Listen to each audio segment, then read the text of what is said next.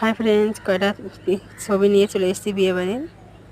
সবাই কেমন আছে? অবশ্যই আশা করি সবাই খুব ভালো থাকো। গঙ্গা পুরাণের কিছু ছবি, আমরা সকলে মিলে গঙ্গা পুরাতে গেছিলাম।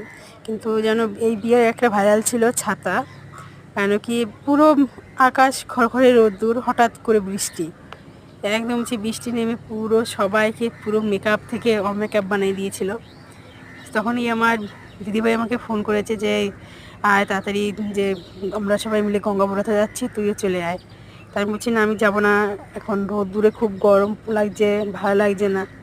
তা বলছে না না, চলে আয়। তা চলে আসলাম গঙ্গাপুরাতে। যে সেই বৃষ্টি, দারুণ মজা হলো বৃষ্টিতে। গায়ে হলুদের মেয়ে জামাইকে একদম কিউট পুতুলের মতন লাগছিল।